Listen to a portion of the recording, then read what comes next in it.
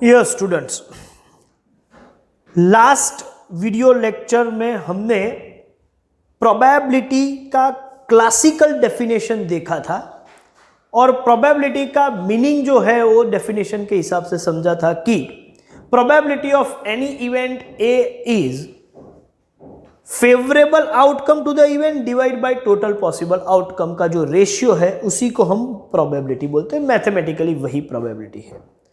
अब हम वो लेवल पे आ चुके हैं जहां से प्रोबेबिलिटी के प्रॉब्लम्स हम सॉल्व कर सके, लेकिन फिर भी चैप्टर को ज्यादा प्रॉपरली समझना है तो हमने एक इन हाउस क्लासिफिकेशन किया है कि प्रोबेबिलिटी के प्रॉब्लम्स किस तरीके के होते हैं। पहले में प्रॉब्लम्स हम समझेंगे और यहां पर मैं प्रॉब्लम्स को समझाने के लिए एक चार्ट दे रहा हूं और उसके बाद भी एक हेल्पिंग चार्ट भी है, मतलब दूसरा भी एक ऐसा एक टूल जो है जिसका हम यूज करेंगे।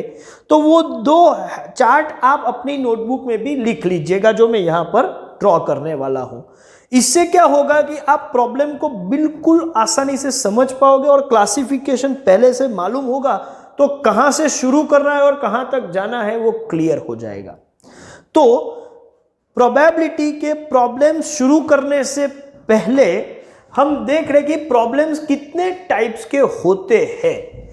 तो प्रोबेबिलिटी के प्रॉब्लम्स की मैं बात कर रहा हूं, टाइप्स ऑफ प्रॉब्लम्स। तो चैप्टर तो प्रोबेबिलिटी ही है, तो टाइप्स ऑफ प्रॉब्लम में प्रोबेबिलिटी की ही बात कर रहा हूं। तो प्रोबेबिलिटी के जो प्रॉब्लम्स है उसको हम दो कैटेगरी में डिवाइड करेंगे। देखो मैं फिर से बोल रहा हूं कि ये एक इन हाउस क्लासिफिकेशन है, हमने अपने हिसाब से बनाया है। किसी टेक्स्ट बुक में या किसी रेफरेंस बुक में ऐसा कोई क्लासिफिकेशन नहीं होगा। ये हमने अपने क्लासरूम के लिए, अपने स्टूडेंट के लिए समझाने के लिए हमने ये एक क्लासिफिकेशन बनाया है। एक है पैटर्न और वो है एलिमेंट्री। तो टाइप्स ऑफ प्रॉब्लम में एक कैटेगरी है हमारी एलिमेंट्री और दूसरी कैटेगरी है ऑपरेशंस। ये क्या है सर, कैसे नाम है? सिंपल है, एलिमेंट्री एंड ऑपरेशंस, ऐसी दो कैटेगरी हम बना देते हैं। एलिमेंट्री मतलब आपको सिर्फ और सिर्फ किसी इवेंट की प्रोबेबिलिटी निकालनी है।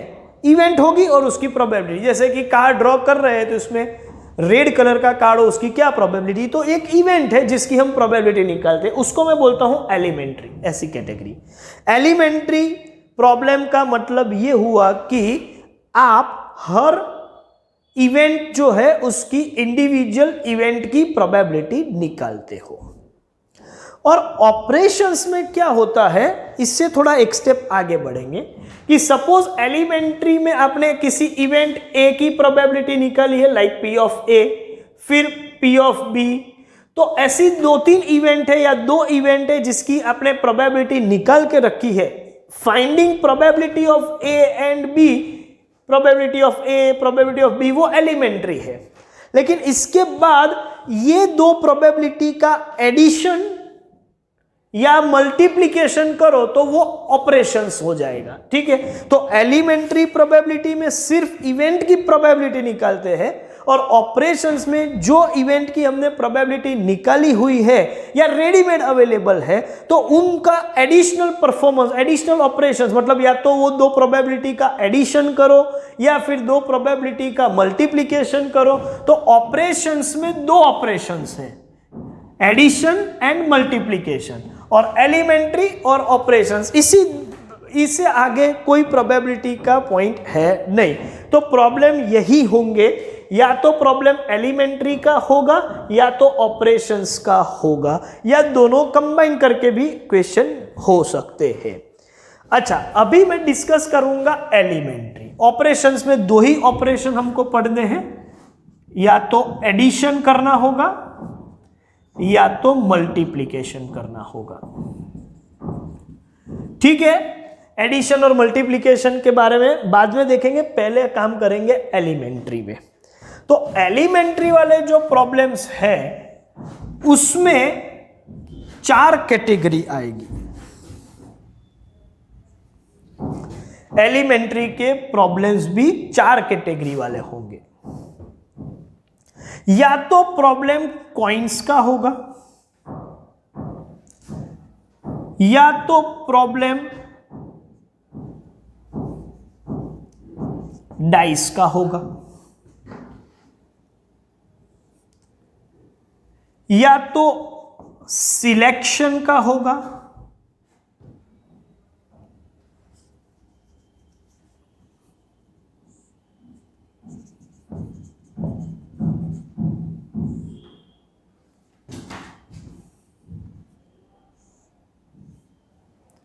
या तो अरेंजमेंट्स का होगा। एलिमेंट्री वाले जो प्रॉब्लम्स है वो इन्हीं 4 में से कोई एक होगा, वो गारंटी मान के चलो। या तो प्रॉब्लम कॉइन्स के होंगे, या डाइस के, या सिलेक्शन के, या अरेंजमेंट्स के। कॉइन का प्रॉब्लम हो इसका क्या मतलब है? मतलब आप कॉइन टॉस करो तो हो सकता है एक कॉइन टॉस करो, इसके बजाय 2 कॉइन टॉस करो, या कॉइन 2 बार टॉस करो, या 3 बार करो, या 4 बार करो। मतलब a coin is tossed n times, और you can say n coins are toss at a time. दोनों का मतलब एक ही है। तो कॉइन में एक कॉइन टॉस करो, 2 कॉइन, 3 कॉइन टॉस करो, या 4 कॉइन, ऐसा भी हो सकता है। मतलब एक से ज्यादा कॉइन टॉस करो, या फिर एक ही कॉइन एक से ज्यादा बार टॉस करो, मैटर वही है। तो कॉइन के क्वेश्चन में या तो ऐसा होगा कि अ coin is tossed n times, और n coins are tossed at a time। दोनों केस में टोटल पॉसिबल आउटकम्स जो है, जिसको हम बोलेंगे n ऑफ u, या आप बोलोगे n ऑफ s, जो भी आप नोटेशन यूज करो, ठीक है, हमेशा होगा 2n। ये क्या हुआ सर? बहुत सिंपल है। सपोज आप एक कॉइन टॉस करते हो, मतलब n का वैल्यू 1 है, तो कौन से आउटकम्स पॉसिबल है? तो आप बोलोगे सर 2 आउटकम पॉसिबल है, h या t। सपोज आप 2 कॉइन टॉस करो तो हो सकता है कि दोनों बार हेड हो, या दोनों बार टेल, या तो फर्स्ट हेड सेकंड टेल, या तो first tail and second head. तो ये 4 पॉसिबल आउटकम हुए। सपोज आप 3 बार कॉइन टॉस करो तो हो सकता है कि तीनों हेड हो। अभी इसको मैं, जैसे आउटकम बढ़ रहे हैं तो थोड़ा हम ऑर्डर में जाएंगे, तो कंफ्यूजन ना हो, कि डुप्लीकेशन ना हो, या कोई ओमिशन भी ना हो, ठीक है। तो 3 हेड हो सकते हैं, या तो 2 हेड हो सकते हैं। 2 हेड मतलब इसका ये मतलब होगा कि फर्स्ट 2 हेड और बाद में टेल, या फिर टेल की पोजीशन जो लास्ट है उसके मिडिल में हो जाए तो भी HTH, तो भी ऐसा ही बोल सकते हैं कि 2 हेड और 1 टेल, या तो फर्स्ट टाइम टेल और बाकी के 2 टाइम हेड। तो ये 3 हेड वाले जितने आउटकम्स है वो एक ही है। 2 हेड वाले 3 पॉसिबल आउटकम है, या तो HHT होगा, या HTH होगा, या THH होगा। ओके, अब 2 हेड नहीं, एक हेड मतलब बाकी के दोनों टेल। तो लेकिन इसके भी 3 ऑप्शन है। हेड की पोजीशन फर्स्ट से मिडल और मिडल से लास्ट, ऐसे मैं मूव करूंगा तो THT और TTH। तो देखो एक हेड वाले भी 3 ऑप्शन है, और नो हेड 3 हेड हो गए, 2 हेड हो गए, 1 हेड हो गए। अभी एक भी हेड ना हो, नो हेड मतलब ऑल टेल, तो TTT। आप देखो एक बार कॉइन टॉस किया तो 2 पॉसिबल आउटकम थे, 2 बार कॉइन टॉस किया तो 4 आउटकम है, 3 बार कॉइन टॉस किया है तो 8 आउटकम है। अल्टीमेटली ये ऐसा मान के चलो कि ये 2 का मतलब है 2:1, ये 2:2 है, ये 2:3 है। मतलब जितनी बार ऐसे 4, 5 या n टाइम्स आप कॉइन टॉस करोगे तो टोटल पॉसिबल आउटकम होंगे 2:n। तो टोटल पॉसिबल आउटकम 2n किस तरीके से हमने डिजाइन किया है, तो ये रहा उसका कैलकुलेशन, और कैसे होता है वो समझ लिया। A coin is toss n times और n coins are toss at a time, उस केस में total possible outcomes means n of u या n ऑफ s हम बोलेंगे 2n। ओके, ऐसे ही डाइस का केस हो तो डाइस के केस में भी हम इसी तरीके से लिख सकते हैं, अ डाई इज रोल्ड और थ्रोन n टाइम्स और n dies are rolled at a time, तो टोटल पॉसिबल आउटकम्स, जिसको आप n ऑफ u या फिर n ऑफ s बोल सकते हो, वो होगा 6n। देखो कॉइन के केस में 2n, क्योंकि बेस आउटकम दो ही है, हेड एंड टेल, लेकिन डाइस के केस में 6 फेज है आपके पास, मतलब 6 साइड्स है। कॉइन की 2 साइड होती है लेकिन इसकी 6 साइड है, तो बेस आउटकम 2 है तो 2n, यहां बेस आउटकम 6 है तो हम 6n।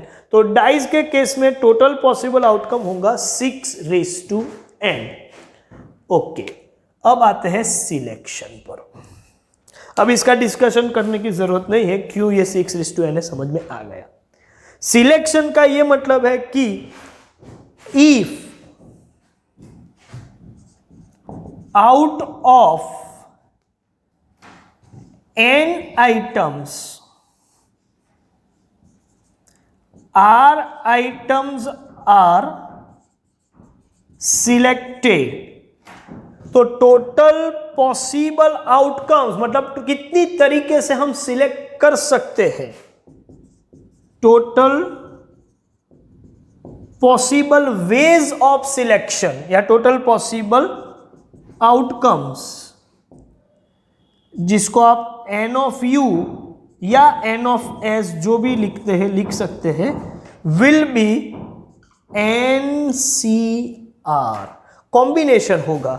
और इसका तो मतलब मालूम ही है, n factorial divide by r factorial into n minus r factorial, तो ये हो गया कॉम्बिनेशन। तो कितने टोटल पॉसिबल आउटकम्स है, सपोज n आइटम में से r आइटम्स आर सिलेक्ट कर रहे हैं आप, तो टोटल पॉसिबल आउटकम्स होंगे NCR।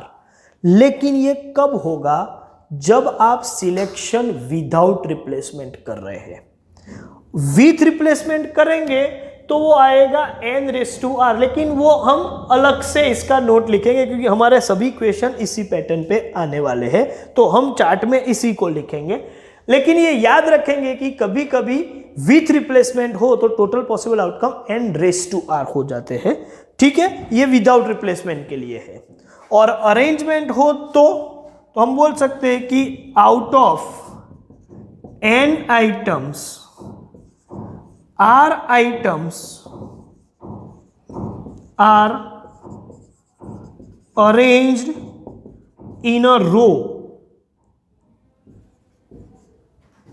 तो n आइटम में से r आइटम्स को आपको एक रो में अरेंज करना है, तो कितनी तरीके से अरेंज कर सकते हैं, जिसको हम बोलेंगे टोटल पॉसिबल आउटकम्स। क्या है, n ऑफ u या n ऑफ s, वो होंगे NPR। जब अरेंजमेंट हो तो परम्यूटेशन हो जाएगा, और आपको मालूम है कि NPR का मतलब है n factorial upon n minus r factorial, तो ये अरेंजमेंट का काम हुआ। तो एलिमेंट्री के क्वेश्चन इन ही 4 में से कोई एक होगा, गारंटी मान के चलो, ठीक है। और ऑपरेशंस में या तो एडिशन होगा या मल्टीप्लिकेशन होगा। कॉइन का क्वेश्चन हो तो total possible outcome 2n, dice का क्वेश्चन हो तो total possible outcome 6n, selection का क्वेश्चन हो तो total possible outcome NCR, arrangement का क्वेश्चन हो तो NPR। ये टोटल पॉसिबल आउटकम मतलब हर क्वेश्चन का डिनोमिनेटर आपके पास आ गया। न्यूमरेटर क्या है, वो इवेंट टू इवेंट चेंज होगा, वो आप काउंट करोगे और काम हो जाएगा। मतलब आपको प्रोबेबिलिटी निकालने के लिए दो चीज चाहिए, एक न्यूमरेटर और एक डिनोमिनेटर। डिनोमिनेटर हर क्वेश्चन में क्या होगा उसका डिस्कशन हो गया, ये चार में से ही कोई एक वैल्यू होगी। न्यूमरेटर क्या है वो क्वेश्चन के हिसाब से हम चेक करेंगे, तो आधा काम तो यहीं पर हो गया। ठीक है, ऑपरेशंस में एडिशन और मल्टीप्लिकेशन कैसे करेंगे वो जब सीखेंगे तब की बात है। हाँ, लेकिन ये चार्ट आपके पास होना जरूरी है, तो आप अपनी नोटबुक में ये चार्ट ड्रॉ कर लीजिएगा। एक दूसरा भी चार्ट में देने वाला हूं, मतलब नोट्स देने वाला हूं, जिसके बाद हम प्रॉब्लम सॉल्व करने की पोजीशन में आएंगे। तो एक काम कीजिए, पॉज लेके पहले ये चार्ट को आप ठीक है ड्रॉ कर लीजिएगा या इसका स्क्रीनशॉट ले लीजिएगा, और उसके बाद हम दूसरा पॉइंट देखते हैं। चलिए, प्रोबेबिलिटी के प्रॉब्लम्स के टाइप्स का जो चार्ट है वो देखने के बाद ये नोट्स भी समझ लेते हैं। Note number 1, probability of any event a always lies between 0 and 1 inclusive of 0 and 1, मतलब ये दोनों वैल्यू भी इंक्लूडेड है, तो प्रोबेबिलिटी की वैल्यू इसी रेंज में रहेगी। Second point, if A1, A2, A3 up to कोई भी वैल्यू तक जा सकते हैं, are mutually exclusive events, A1, A2, A3 dash dash dash dash dash, ये सब म्यूचुअली एक्सक्लूसिव है, तो ये सभी इवेंट्स की यूनियन जो है, मतलब probability of A1 union A2 union A3 dash dash dash का मतलब होगा P of A1 plus P of A2 plus P of A3, ऐसा चलता रहेगा। म्यूचुअली एक्सक्लूसिव है तो हम डायरेक्टली ऐसा प्लस कर सकते हैं। तो A1, A2, A3 up to AN are mutually exclusive and exhaustive, मतलब लास्ट की इवेंट भी मालूम है कि AN, मतलब और सबको मिला दो तो वो एग्जॉस्टिव भी हो जाती है। उस वक्त probability of A1 union A2 union A3 up to AN, तो यूनियन है, इसका मतलब हम सभी के बीच में प्लस लिख सकते हैं, up to probability of AN, और ये एग्जॉस्टिव है तो सभी प्रोबेबिलिटी का टोटल करेंगे तो पूरा सैंपल स्पेस की प्रोबेबिलिटी, और वो तो 1 है, सर्टेन इवेंट हो जाएगी, तो ये सबका टोटल करेंगे तो आंसर 1 होगा। अभी एक और पॉइंट है कि A और A डैश म्यूचुअली एक्सक्लूसिव भी है और एग्जॉस्टिव भी है कॉम्प्लीमेंट्री इवेंट से, तो और ये दोनों को मैं मिला दूं तो पूरा सैंपल स्पेस हो जाएगा। तो ये दोनों का प्रोबेबिलिटी जो है यूनियन करेंगे P of A union A dash, तो इसका मतलब P ऑफ U या P ऑफ S ही होगा।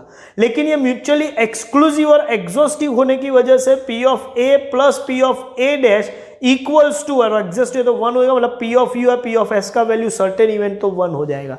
तो any event and its complementary event की प्रोबेबिलिटी का टोटल करेंगे तो हमेशा 1 आएगा। That means P of A is equal to 1 minus P of A dash, और P of A dash equals to 1 minus P of A, मतलब कोई भी इवेंट की प्रोबेबिलिटी मालूम है तो कॉम्प्लीमेंट्री इवेंट की प्रोबेबिलिटी आप इजीली डिटरमाइन करोगे 1 minus. Suppose P of A is 0.3 तो P ऑफ A डैश क्या होगा, आप बोलोगे 0.7। Suppose P of A is 0.8 तो A डैश क्या होगा, P of A dash will be 0.2। P of A dash is 0.4 तो P ऑफ A क्या होगा, तो वो हो जाएगा 0.6। तो आप किसी भी इवेंट की प्रोबेबिलिटी मालूम है तो कॉम्प्लीमेंट्री इवेंट की प्रोबेबिलिटी 1 माइनस करके निकाल सकते हैं। तो यहां पर हम अपना सेशन खत्म करते हैं। ये दोनों, वो चार्ट और ये नोट भी आप अपनी नोटबुक में लिख लो, और अब नेक्स्ट सेशन से, नेक्स्ट वीडियो लेक्चर से हम प्रैक्टिकल प्रॉब्लम शुरू करेंगे। चलिए यहां पर हम खत्म करते हैं। Thank you very much.